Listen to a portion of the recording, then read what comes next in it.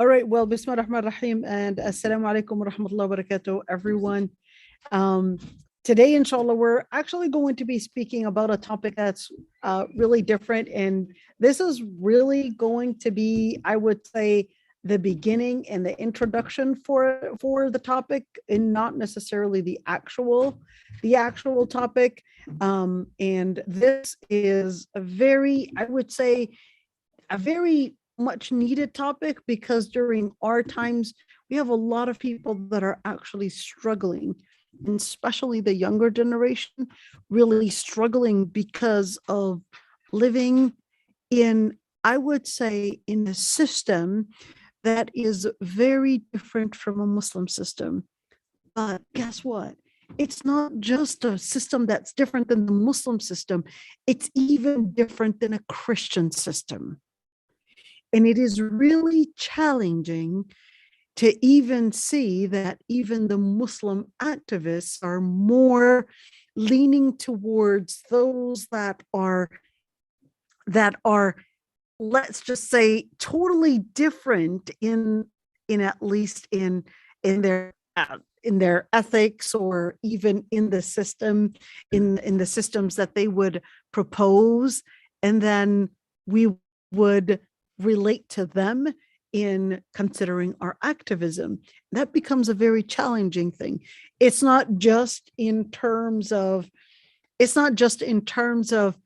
society at large, but even in the structure of our relationships, in terms of the universities, in terms of the students, in terms of the social currency. The social currency right now with the social media, and how it's redefining what matters and what makes something of worthy. And this is becoming a huge challenge for the teenagers, and that's what I actually wanted to discuss. It's actually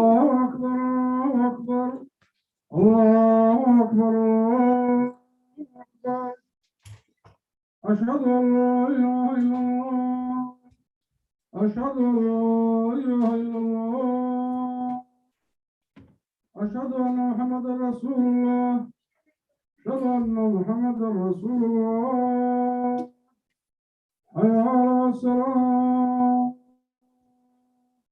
حي على الصلاة حي على الفلاح حي على الفلاح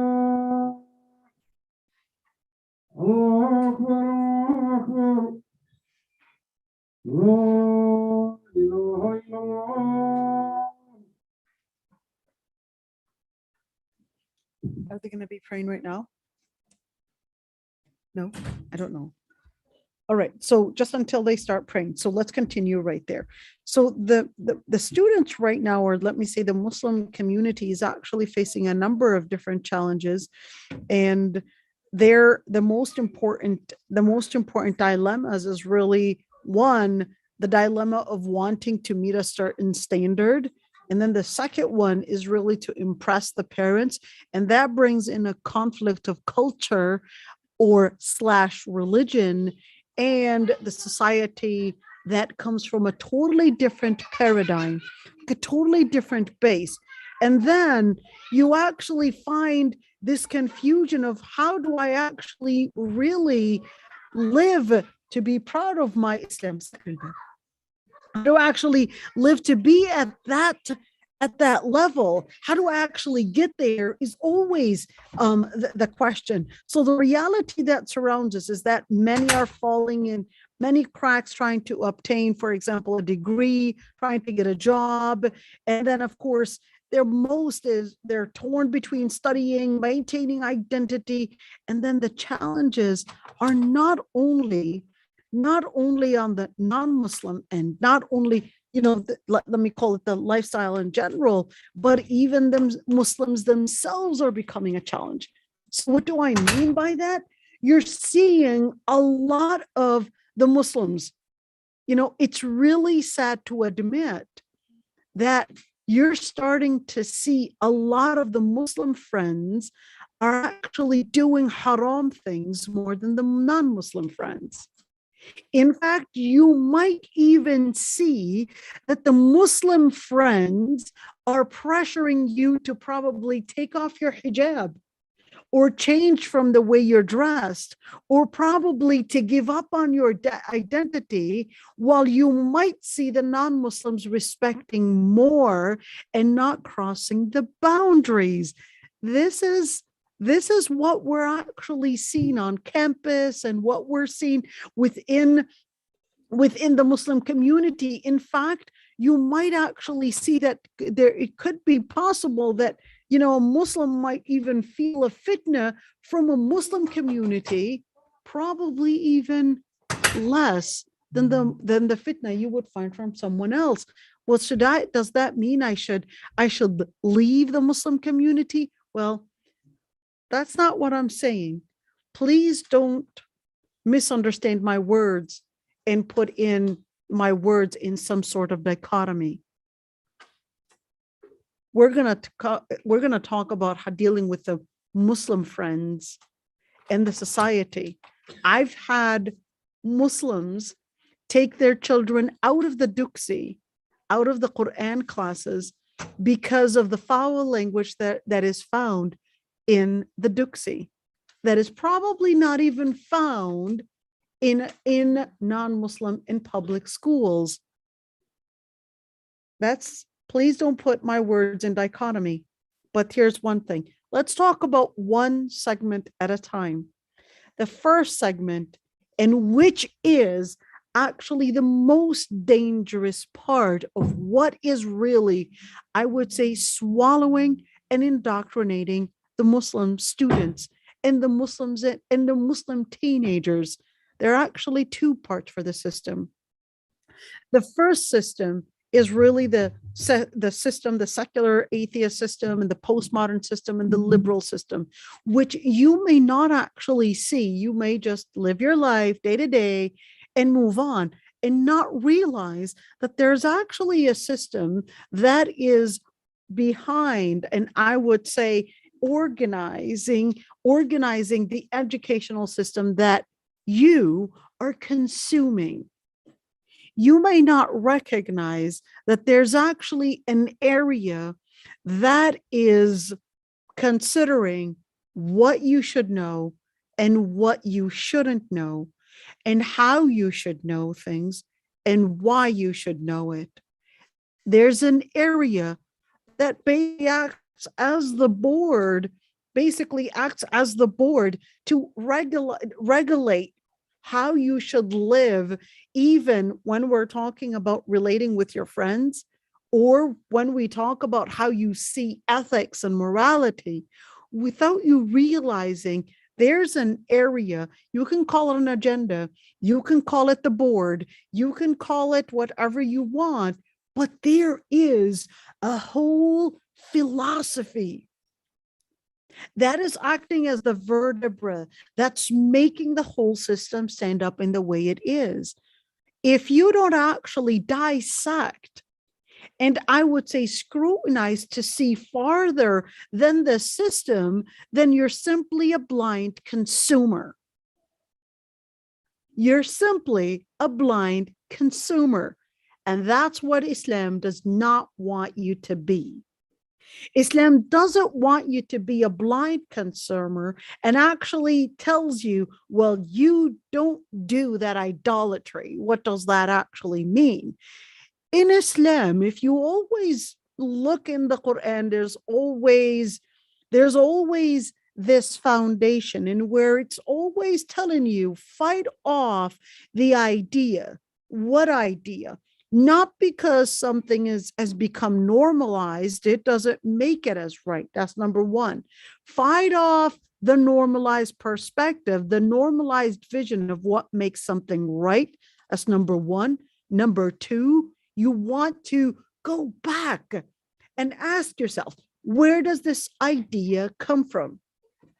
You want to go back to the main source of the idea, because if you don't actually go back to the main part of the idea, then you yourself are going to be practicing another form of idolatry. What is idolatry? It's idol worship. It's just like today, it's celebrity. Everybody's talking about Will Smith and how he slapped that guy. But all of a sudden, what happens in, for example, in Syria, did it make the news? In Iraq, when 1 million children were killed, that didn't make the news much. But Will Smith, everyone was talking about it, just gave him a slap and everyone was talking about it. He made the night because the celebrity looks at them as if they were the people, the stars, the main center that people see the world through. And this is really important that for a Muslim, you're going to dissect two things. What's more important than dissecting a body in science is actually dissecting where is the idea coming from and who's making the idea for me. We're going to come back after Salah, inshallah. For the people that are online, stay tuned and be with us, inshallah. So I'm going to give somebody, oh, can I have your attention, please? I can't talk with people talking in front of me. So we were talking about a number of different things. And the most important thing that we were talking about was basically understanding society, understanding the framework and the vertebra that is basically trajecting all the different ideas that without you realizing, you will become a consumer of. Why are we actually talking about that?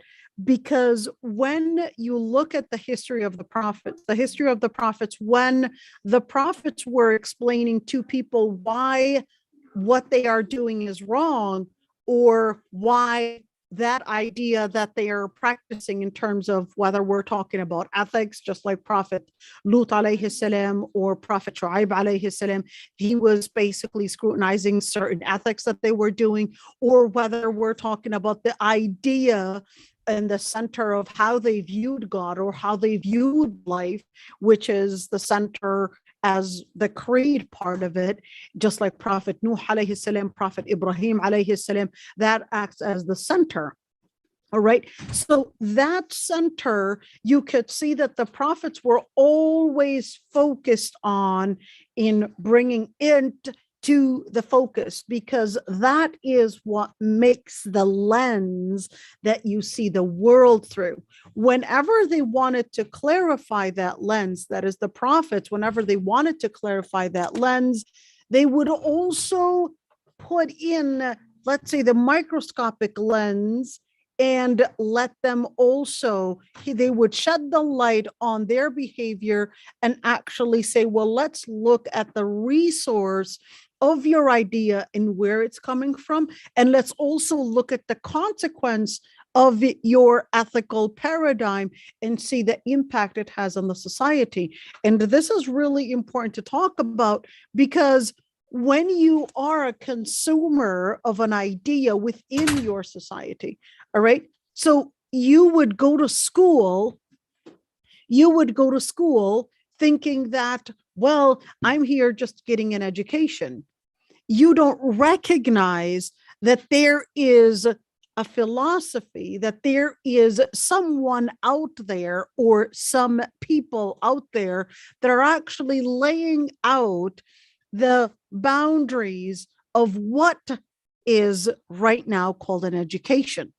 So if you are not aware of that, let me say, boundary, you're just going to be a blind consumer. And that's exactly what we are actually trying to do in understanding the system.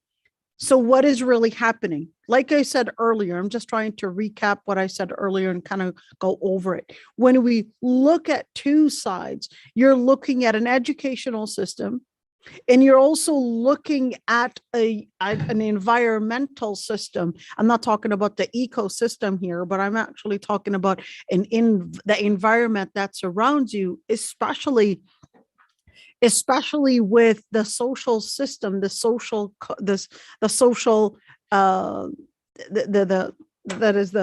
social media, and how it right now lays out a number of different platforms for you without you realizing. Now, when we study, inshallah, down the road, I will actually study, and inshallah, we will review a number of different things to what do these elements really mean, because if we don't actually scrutinize each and every single one of these, and we don't recognize the implication of these ideas, we will be blindly picking up these ideas, and I would say in consuming them, and I would say practicing them in our own life and without us realizing. So most of the times when you see the students in schools, they would actually say certain words without them knowing that where does the idea come from?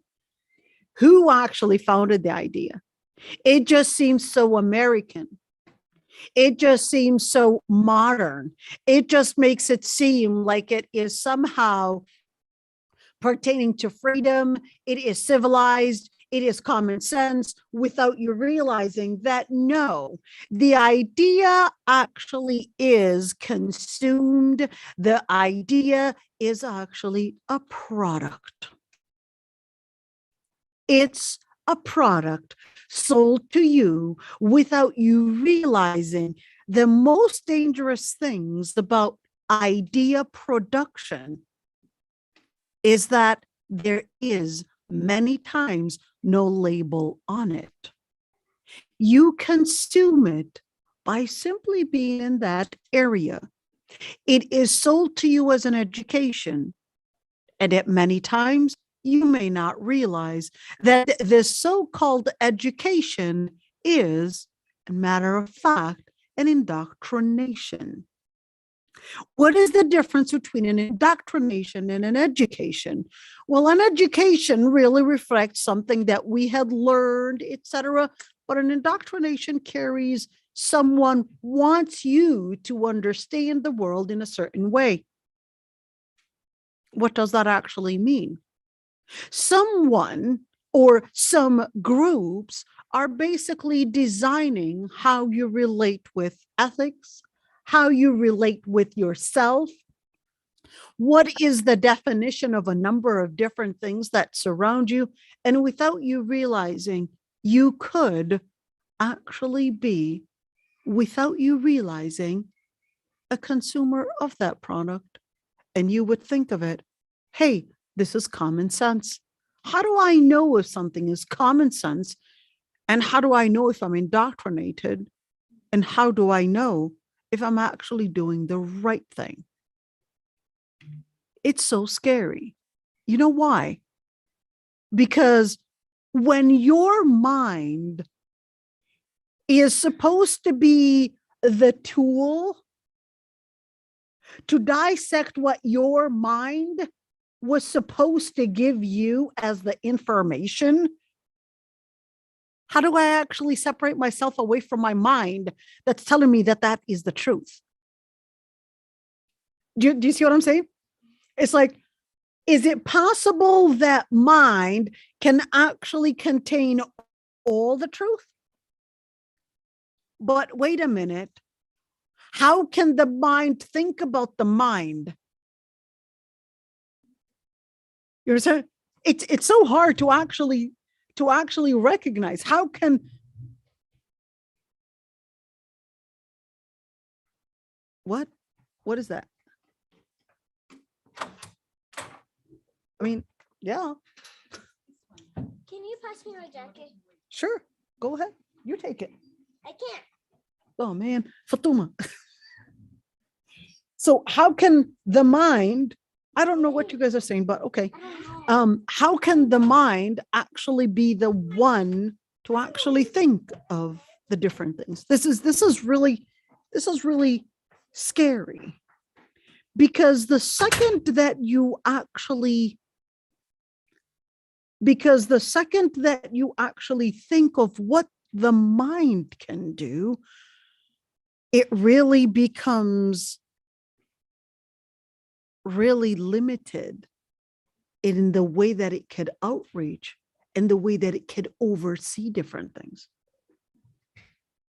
So the most thing that we could do is really try to figure out what are the ideas that are actually produced. What does the production actually look like? Who are the producers? At least start from there. Now, once you're able to figure out who the producers are, what the production is, that's when you're going to be able to at least make sure that you're able to recognize the harmful ingredients. All right. So before you consume, you want to see the ingredients. Who is the one that's bringing in this ingredient? Who's the producer? The producer is generally, yes, it has a history. I'm not going to go back to all the history, but I'm just going to mention just a number of different things. All right, housekeeping. What? Housekeeping? What? I didn't know I was in a hotel. Someone's actually telling us that they're doing housekeeping on the outside. All right, there we go. All the gifts for the visitor. They were here. Where's the other one? What? Iman carried them. Oh man, they stole them? Where's the other one you had? This is it. Okay, I'm gonna give it to her. Okay. And she will I see forgot to you in bring the morning. hijab that I promised. We'll see All you right, in the morning. She'll see you in the morning. Inshallah. So when we look at, right. So when we look at understanding the system, we're actually trying to figure out the producer. The producer for that system, let's read the ingredients. Got it? We're going to read the ingredients first. Made in not China. Guess what?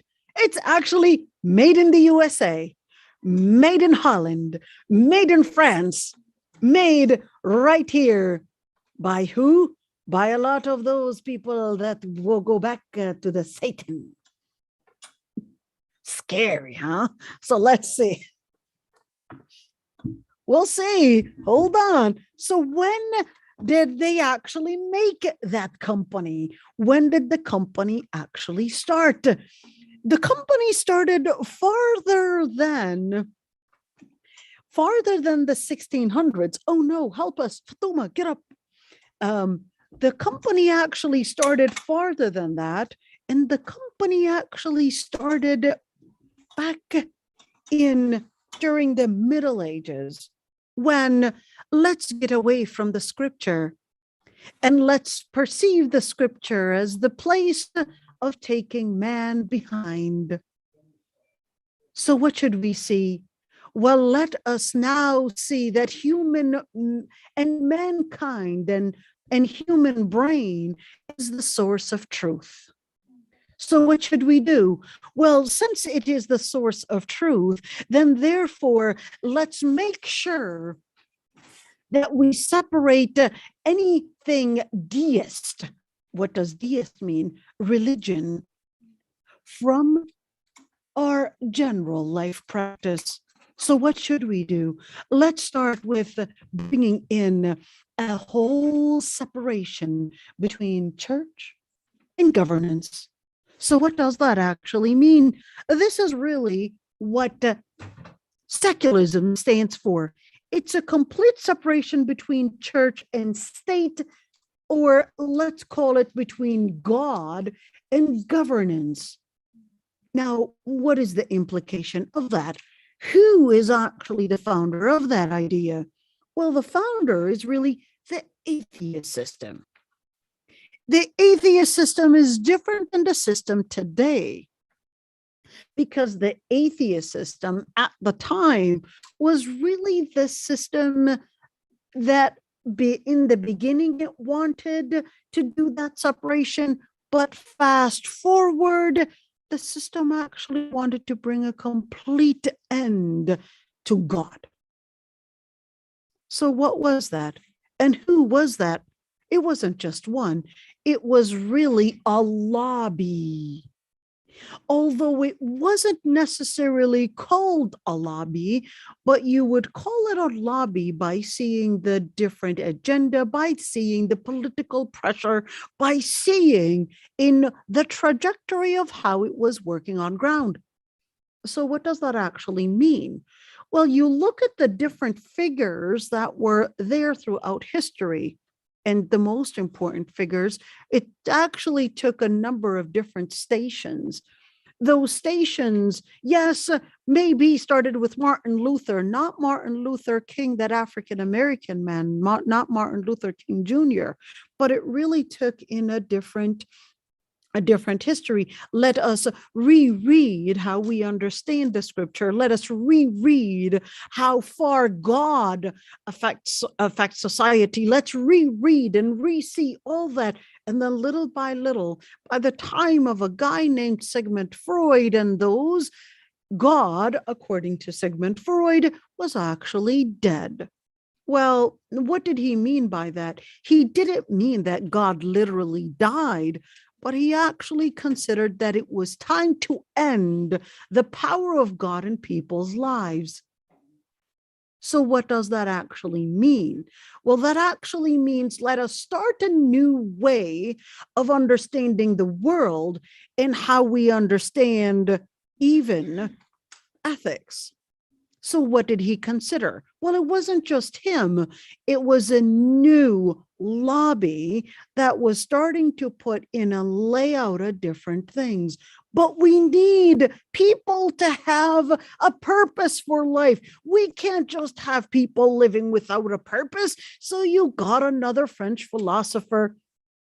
And this guy, his name was Jean-Paul Sartre. He said, well, yes, we need to have people have a purpose in life so we can actually create a purpose.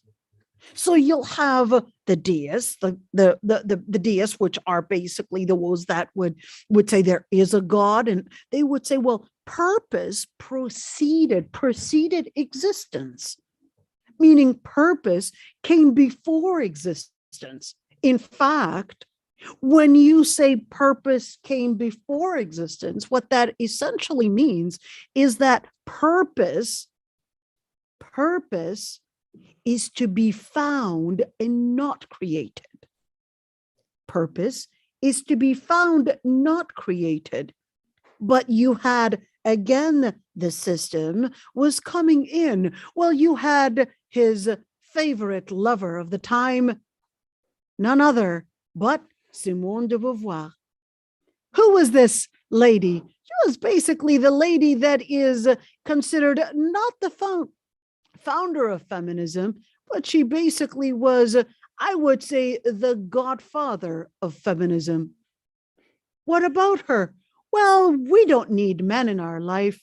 What about you? You were in love with Jean-Paul Sartre? Yes, I am, but we didn't want to get married. So what should we do? Let's just make it an outside of wedlock relationship. Why? Because marriage is actually going to affect your relationship, because marriage has an authority. So what is it? Let's redefine everything about marriage, redefine everything about relationship, redefine womanhood, and let's create a new meaning. What is that new meaning going to be? Let's call it gender. What is that? Let's try to separate between your social dynamic and your biological creation. And then, without you realizing, you're going in a system. So who's going to redefine and redefine what and why and who and where? Well, it's basically us.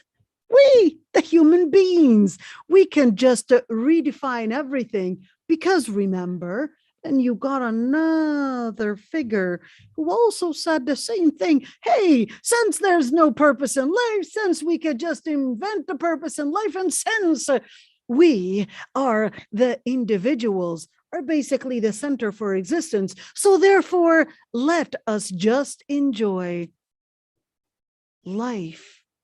What kind of enjoyment? Well, the enjoyment that Michel Foucault wanted was just enjoy your own pleasures, because there is no reason for ethics. Ethics, was really laid out on you.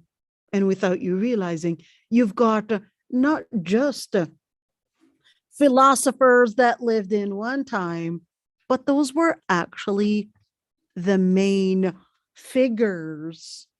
Listen up to this. Those were actually the main figures to lay out the modern U.S. today. I'm going to talk about just the U.S. Don't want to talk about the rest because it's a whole different history. Hold on, sweetheart. So now you lay out the modern system, and it becomes into what we would call the postmodern system. What is the postmodern system? The postmodern system, instead of looking at finding the truth, let's invent the truth. That's the postmodern system. Let's invent the truth. Instead of talking about a paradigm for manners, let's talk about you making your understanding of manners. Instead of talking about the truth, let's talk about and sell truth with emotions. So what do? Let's not talk about what makes a father and a mother. Let's talk about emotions. Let's talk about love. What happens? We're changing the whole definition of how we relate to truth, how we relate to the world around us. Who designs? It's you. It's called egocentricity. It's called you. It's called individualism. You as an individual. God, put him out of the picture. What happens? You come across a new society where truth is not the word, but it's actually trying to say, I feel, I think, an opinion. And then instead of laying out a standard, a paradigm, it becomes inventing by using political pressure to reinvent a whole new system and a whole new definition of morality. And without you realizing, you might actually think, well, it's just a new way of trying to be a new word. What is that? Let's use the word inclusivity. What is the word of inclusivity supposed to be recognizing or supposed to be selling? Another form of trying to consider that there's no margin between falsehood and truth. Why? Because it considered that it's all about relativism. What is relativism? Relativism, you've got your truth, I've got my truth. You want to define femininehood that way? Well, I define it differently. You want to define manhood that way? I'll define it differently. And you want to define, and then the list goes on and on, not just in how we say mother, woman, man, etc., but even how you define everything in ethics. Then without you realizing, what you're consuming in school, although it seems that it sounds very inclusive, very tolerant, what you're actually consuming is actually a preset definitions of ethics that are sold to you as if they are just a matter of trying to embrace one another. Now, it's really easy when you're actually talking about, so here's number one, the secular, the postmodern, those are the different things than what really is sold, the liberal part. What is the liberal part? Liberal part is all about just, hey, let me do what I want to do. And then it becomes all focused on real, nothing but pleasure.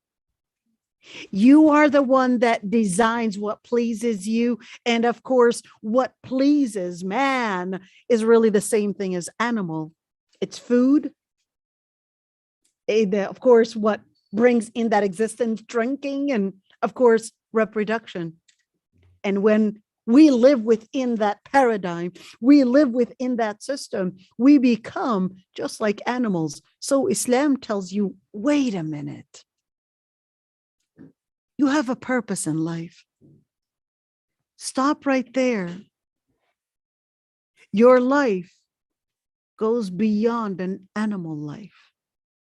You have a purpose. You go beyond an animal cycle of living to eat, drink, and reproduce. You've got a mission. Even when it comes to ethics,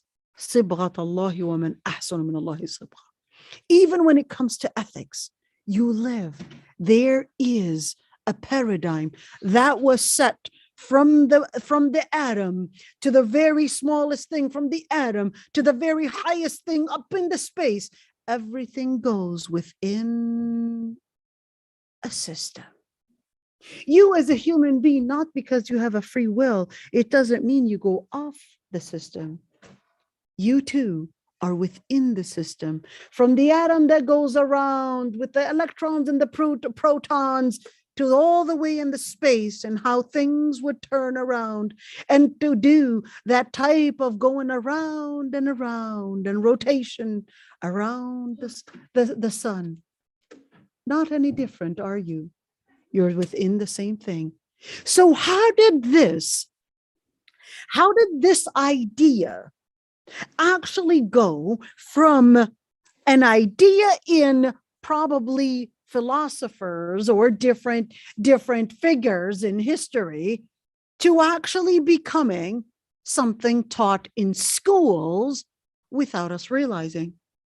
How did that happen? How did it jump that way? There are actually a number of different lobbies that it's a whole different thing to really talk about how these lobbies actually came in. But, there's, whether we're talking about the founding fathers of the U.S. in the beginning, it was basically in God we trust. But then that word just became, confined in on the dollar bill, but really nothing practiced. In the beginning, the Constitution was really based on a number of different laws that were, I would say, inspired by the Bible. But later on, it started shifting into secularism, in where religion started going out of the picture. Little by little, it basically became the lobbies that were the ones to actually control the education system. So when you actually look at the education system, there's a certain board, there's a certain group, there's a certain lobby that would say, well, this is what we need to be, this is what needs to be taught in school. And then you've got lobbies that would actually consider what is to be taught in school, how you are taught it, and they would overlook the curriculum. Now that's on one side, but on the other side, without you realizing, you've got the system itself from the entertainment industry. The entertainment industry is the most dangerous industry, and even probably exceeding the education system, even though I should call it the education industry as well. We should call it the education industry, just to make sure that we understand what we're talking about, because the education industry, it really is a political lobbying that is indoctrinating the system in order to make you think of a certain way. And that's why even if you were to teach, there were actually a number of different professors that wanted to go against, for example, Darwin's theory, they actually lost their job. Even if we're talking about a scientist, okay? So this is not just going into just Darwin's theory, but this is actually talking about, other ethics, or let's say, let alone other ethics. Now, when we're looking at the other sets, which is the entertainment industry, you could see that even the entertainment industry as well is actually lobbied in the same way, in where, whether we're talking about Hollywood, whether we're talking about Disney, all those different areas, there's actually a whole lobby that is paying and literally paying in how that consumption actually goes. So how do I protect myself as a Muslim? And of course, just because of time, how do I protect myself as a Muslim? Well, you need to first look at the education system, but in order to look at the education system, understand first that this is not only an education system, but this is actually a whole industry. That's number one. Number two is that when you also look at the second segment of it, is that most of the people around you are actually consumers for the education industry and for the entertainment industry. So how do I, as a teenager, well, I'm not a teenager anymore, but I was one day, 42 right now. Inshallah. All right. So how do I actually protect myself from all of that? Well, you want to remember that throughout history, the prophets and the messengers, they too were actually facing a very common thing in where it was a predominant action. It was a predominant idea. It was a predominant behavior. We're talking about an idea that controls the behavior. That was always throughout history.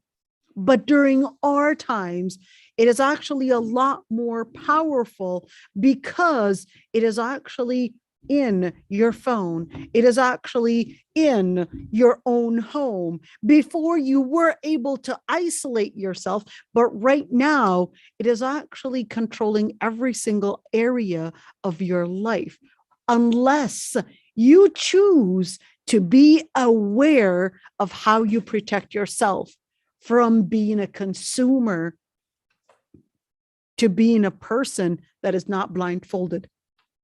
How do I not get blindfolded? There are a number of different areas here. So let's go right there, okay? A number of different areas. So those are the different things that we, the different philosophies that I was telling you about right there. You can take a screenshot of that. And then the dangerous philosophies that infiltrated the Muslim mind right there. So you can look at that as well. And inshallah, we'll go into detail in each and every single one of these, inshallah. So how do I actually consider those different things that surround me? Well, first, like I said, you have to scrutinize those ideas. You have to be, I would say, politically aware, philosophically aware, and you need to know how these and where these things are, which areas are they in. So right now you're seeing a number of different areas in where it's basically, I would say marketed, and that it's proselytized as if it was being politically correct. In where things in human rights, the LGBT, in the economy, women's issues, abortion, modesty, those are the most important areas that you, without you realizing, you will be a consumer within those areas. Things like social justice and the equality, equity, all these different things. Those are usually the terms and the topics. Human rights, politics and economy, women's issues, all these different labels are usually the labels that I would say that those areas are actually marketed in, and without you realizing, you might actually be a consumer and not recognize, sorry about that, and not recognize that you are being indoctrinated to a certain view regarding different matters. So how do I actually protect myself from that? Well, it's really important to understand your Islam first. Understand your Islam. This is a very important foundation, not only regarding these topics, but regarding how do I build a foundation of knowledge? All right. How do I build a foundation of knowledge? What makes a foundation of knowledge? When we say a foundation of knowledge, it doesn't necessarily mean to go for what medical book and what studies. There are two different types here, okay? There is one type of knowledge. You guys just keep a note of that, okay? 3 different types of knowledge. There's the knowledge that's based on wahi. There's the knowledge that's based on speculation. And there's the final one that's based on our own senses. Got it? Let's do it again. Who's ready? Tell me the three things. 3 types of knowledge. You got to wake up, my dear. All right. 3 types of different ways of how we get to know the world around us. All right. There's the first part, wahi, which is what Allah subhanahu wa ta'ala would send us in terms of scripture. 2, there's a dhann, which is empirical, in the empirical studies that we actually do with research, with what's it called, experiment. All right. There's number 3, which is desires. You eat something, you taste it, yummy, tastes good, you want to consume more. You see it. All right. Those are just different things that you sense as a human being, simple senses, which is hawa. You recognize it makes you feel good, brings you pleasure. You want more. You recognize you can put a limit to it, but in the end that you recognize it. Now, when you recognize these 3 things right now, the part that is totally out of the picture is really the wahi, which is scripture and revelation. So all the different things that when you're looking at today in the education system, it's all about empirical and speculation, in where it's all about, yes, studies say, and most of it, and a lot of it is really based on theory. And then you've got the other type, which is the part when we're looking at hawa, in where if you feel it, if it makes you feel good, then you could do it. Then this leads to good.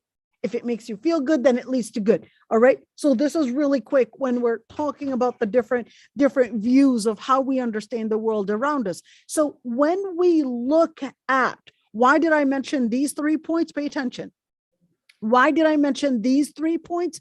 Because in order to understand knowledge, to have a ground for understanding the world around you, you have to keep in mind that not because someone might say a study said, it doesn't necessarily mean factual studying. It doesn't mean factual knowledge.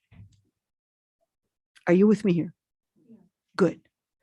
And when you are seeing lobbying, presenting and proselytizing a certain way of life, a certain ethic, it doesn't mean that this is what is right. Many times it is actually presented to you, I would say, in a manipulative way, using narrative. Using narrative. Why narrative?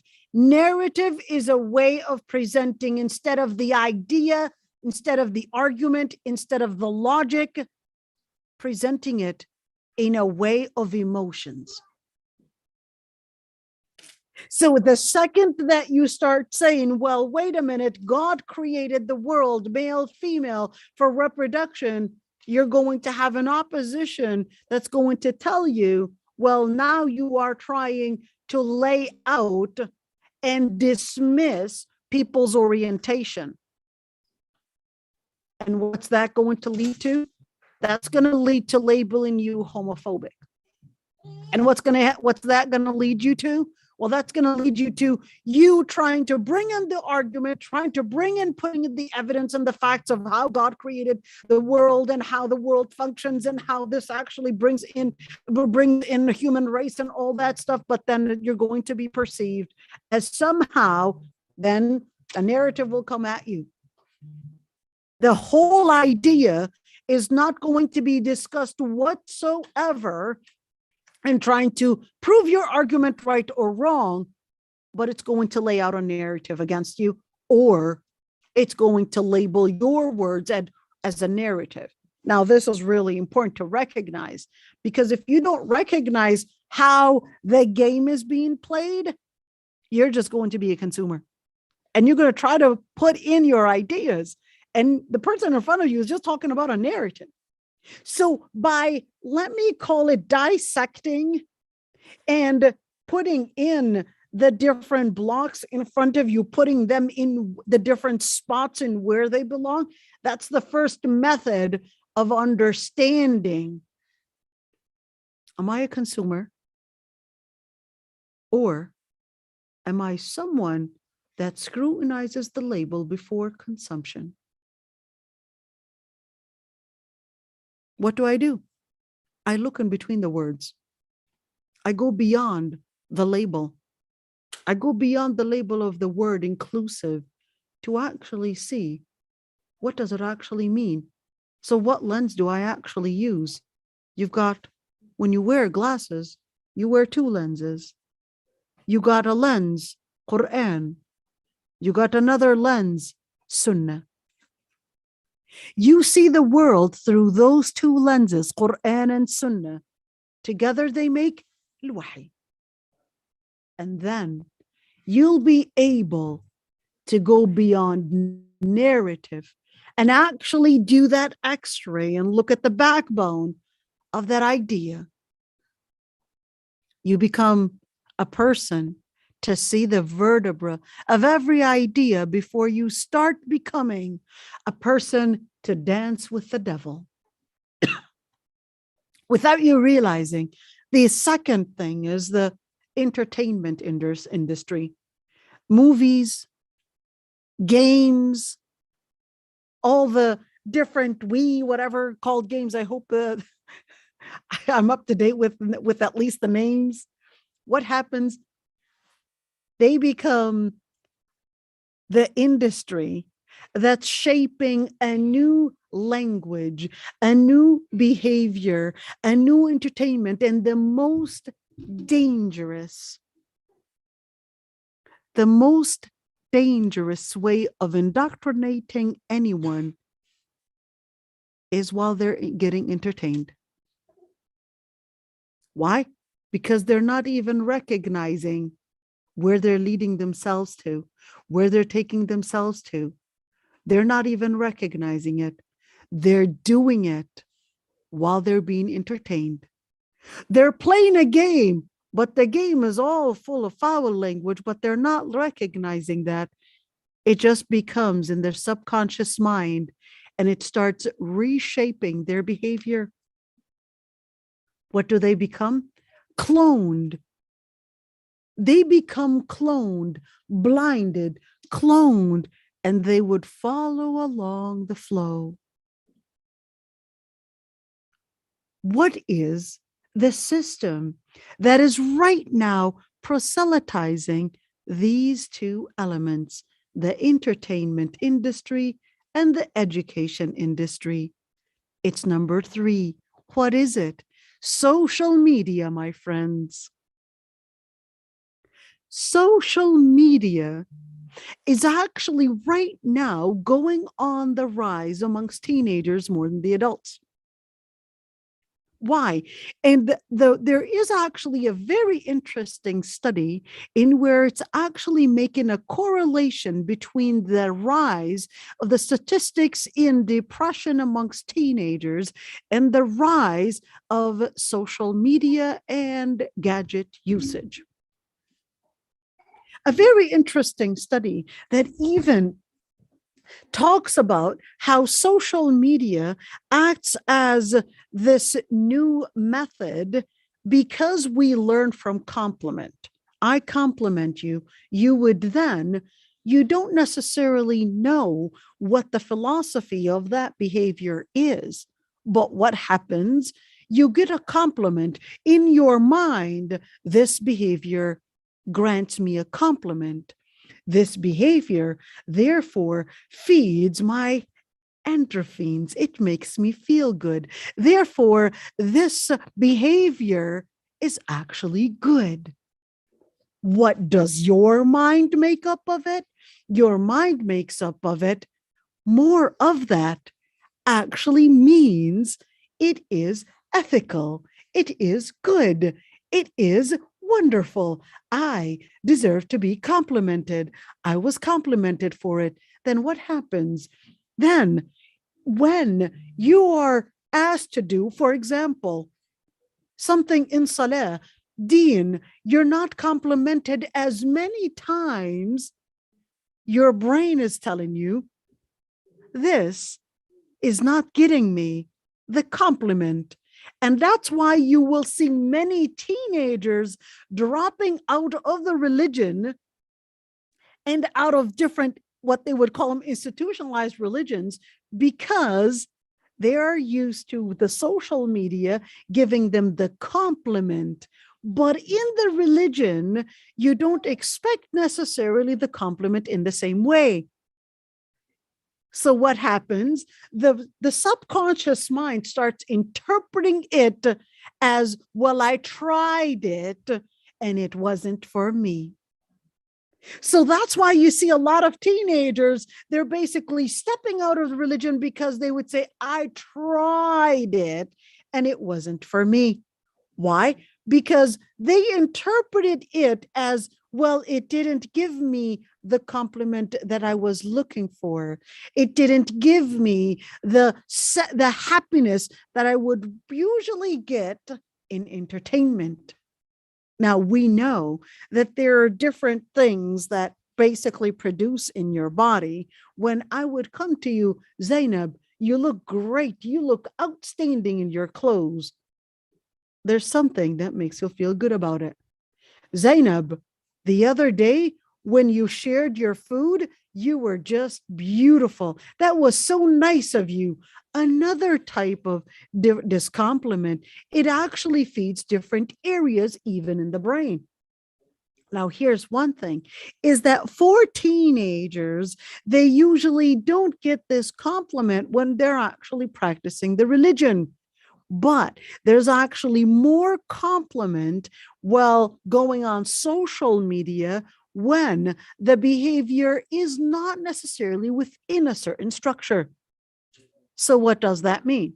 This boy is just jumping up and down. This boy is probably using foul language. Sounds funny. He sounds entertainment. He sounds off track. The boy is probably putting his hand in his mouth and doing these silly moves or these silly movements or whatever it is, or probably something that is just attracting. It's out of the system. So what does he get? He gets a like, a share, more and more followers. What does he interpret it as? This is getting more compliments. This is actually right. What do you end up with? You would end up with a new challenge that is right now like never before. Like never before in history, the Muslims, and even the non-Muslims, by the way, the Muslim students, like never before in history, are actually challenged with something that never existed in history, which is a compliment on wrong behavior rather than on right behavior. On wrong behavior. Even a non-Muslim would say, this is a wrong behavior. I'm talking about a devout non-Muslim, let's say it that way, a Christian or a Jew, that this is not going to lead you to a good consequence. That this is going to affect you in different ways. That this is actually increasing the statistics of depression. Okay. That this is increasing the statistic of depression. This is increasing the statistics of failure in school. This is affecting this. This is increasing the statistics of different mental illnesses. And we're seeing that, but then we may not recognize that it's even affecting even the deen. It would really be interesting to see, a statistic to really see how it's affecting the deen on the teenagers, but we're really seeing the challenge in where they're coming forward. How do I actually protect myself from all of that? You really have to see where that, let me call it the virus of this type of lobbying is actually working in. Protect yourself. Stay away from social media, because you are more likely to actually get caught in the nets of social media without you realizing.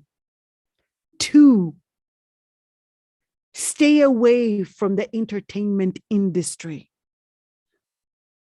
3, and when I say that, how can I fill up my time? Guess what? When you take out social media and when you take out that entertainment industry from your life, you're going to find yourself making a new group of friends, a new environment. You're going to start talking about new topics. Why? Because you took out what was filling your time. You took it out. You're going to find automatically it becomes a dynamic. Automatically, you change that. It's kind of like this. You change your diet and you're going to see the effect on your body. It's that simple. Change your diet and you'll see the effect on your body. It's the same thing. You change what you consume in terms of what you feed your brain, in terms of how much you spend time on social media and how much you spend time in entertainment, and you'll be able to recognize which of those people around me are getting indoctrinated by this, I would say, poison system. This was throughout history. This was actually throughout history, the fitna of all the nations, and where Allah subhanahu wa ta'ala actually tells us about the man, وَجَاءَ رَجُلٌ مِّنْ أَقْصَى الْمَدِينَةِ يَسْعَى. A man came from the farthest place in that city, and he was coming. Well, what was he saying? قَالَ يَا قَوْمِ اتَّبِعُوا الْمُرْسَلِينَ. Oh, my people, follow the prophets and the messengers. Why? Because the majority, the predominant culture that everyone was practicing was really, whether it's idolatry, but today's modern idolatry is basically this lobbying that I was just talking about. It's basically this lobbying that we're talking about, where it's all about feeding, getting money, fame, trying to appear attractive, guys for girls and girls for girls and guys for guys. And right now the whole thing is all mixed up. That's exactly what it's all feeding. And without you realizing, you become a consumer. If you don't read those ingredients for the labels of those thoughts, the labels of who are these people that put me these types of thoughts. Who is this person, Michel Foucault? And who is this lady, Simone de Beauvoir, who's considered right now as, for a number of different Muslims even consider her as, oh, she's basically a big shot. Who are these people? Who are these people? You read about them, you will be shocked of how perverted these people are. This is the system that these people want you to be put in. I'll be shy, really. I've got children listening to me. I'll be shy to tell you how perverted these people are. But these people, I'll just give you some hints. They either died of AIDS or they were like what's his name? Sigmund Freud in a mentally ill hospital. Perverted. You take it from there.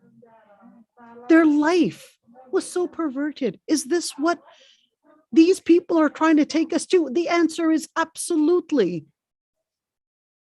And that's why you see this activism is really trying to take us to the lifestyle of their godfathers, to actually practice a life that had no purpose, practice a life of entertainment, practice a life of just like animals. It's all based on eating, drinking, and reproduction. Islam tells you, you've got a purpose for your life. Don't head that direction. Not because everyone's doing it doesn't make it right. Walaikum salam. Islam's telling you, you've got a purpose in life. Don't go that direction. So what should I do? Change your friends. Change the system. Don't let the system indoctrinate you without you realizing. Don't let the system put you in a system. You go beyond the system because Islam is all about making you free. Because Islam is all about making you free and making you free from any system or any body or any group or any proselytization that anybody wants to put you in or indoctrination. Islam is about making you free from worshiping anybody to indoctrinate or dictate how you think about the matters, to think beyond and Allahu Akbar. And consider that Allah subhanahu wa ta'ala is above all. So therefore, Allah subhanahu wa ta'ala is the one. That Allah subhanahu wa ta'ala is the one to dictate truth and falsehood for you. Don't let that be the one to actually indoctrinate you without you realizing. We'll end right here, inshallah, because I could see people are starting to line up. So really quick, if somebody has a question, inshallah, down the road, inshallah, we will be, hopefully, we will be continuing within this. So trying to dismantle the different systems of indoctrination. This is what I call it. So inshallah, down the road, we will be working on that. So if anybody has any questions, really quick before they start their tarawih, anything you would like to say? Nothing? And even the people online, if you would like to say anything, I'd be happy to hear you. Just raise your hand first and I'll unmute you, inshallah. I guess nobody has any questions.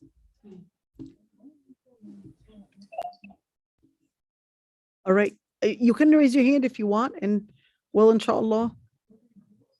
All right, I guess no one has any questions. Okay, here we go. Yeah, go ahead, Sumaya. Are we gonna be invited to like muhadaras like this more often from like our duxis? So I don't know. Masjid Abu Bakr as-Siddiq, they actually told me that they wanted like a series. So we'll be finishing, I guess, the series after Ramadan. And inshallah, we'll take it from there. This is, I've got right there. I'll put it in the chat. This is actually, here's one of it. And inshallah, if just give me a, inshallah, I'll also put in, I've got a WhatsApp group in where you could actually, you know what, I'll give you my phone number. Just send me a request to give you the link to be added to my WhatsApp group. And then inshallah, I'll send you a WhatsApp group so you can join, and it'll actually have all the information whenever I would have a public lecture. I just sent you my phone number like via direct message if you could add me. Yep. Okay. I'll inshallah send it to you. Thank you. Alrighty. So anybody else that would like to say anything? I'd like to ask something. Go ahead, my dear. Just this thing came about something I just witnessed in the operating room. So from the physicians, surgeons were talking. I don't have a question, but I wanted to say thank you for coming over on here, Oh, Allah Yeah. يبارك فيك يا رب. teaching us. Allah يحفظك يا رب. ما شاء الله. Go ahead, my dear. So they were talking about Can you get closer?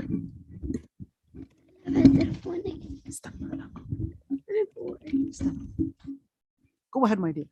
this. They were discussing about the criteria to select resident. Because you know how you finish medical school, you have to go to residency. Right. Then you have to apply to different facilities. And what was stunning to me is that most, like two of them were saying that they don't really care like what knowledge or background. Like one of the things that we use to be differentiated between two candidates will be your social aspects. Yep. Like they want to know Yep. what you do for fun. They want to know what Mhm. sport you've played. They want to know all those things because they said that's what makes you fit in. Mhm. The knowledge, you're going to get it from medical school, that you can continue to forge that. But your social status will determine who they Absolutely. pick. You know, speaking of which, I actually see it even at work, in where there's actually a whole system that wants to infiltrate, in where, yes, what you study is not going to be the criterion to determine your qualification, as much as your orientation in terms of entertainment or all that system. You can see it's, if you are indoctrinated within a certain system, will accept you, you will get a job, you will get advancement in life, you will get extra pay, you will get this.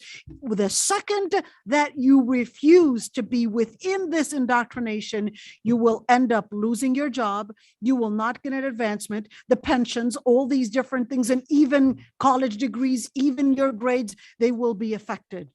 And this is really the fitna that we have to recognize, that just, okay, this is really the situation that we are in right now, in where, with, if you don't recognize this system, you don't recognize that it's a fitna, you will fall within it. You have to recognize it. You have to be strong. And remember that all the prophets throughout history spoke to us and told us about this threat. And that's why Allah subhanahu wa ta'ala actually says, فَسَيَكْفِيكَهُمُ اللَّهُ. Allah will protect you from their threats. Stand up for your identity. All right. So this is the Adhan. Inshallah, we will continue.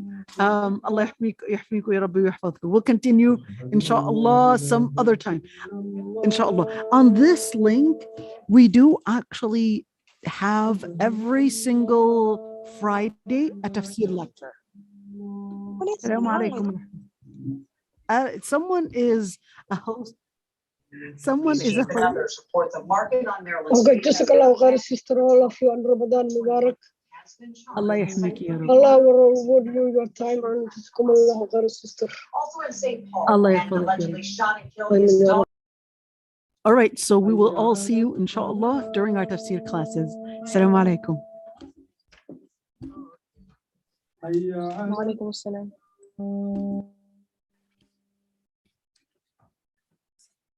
حي على الفلاح.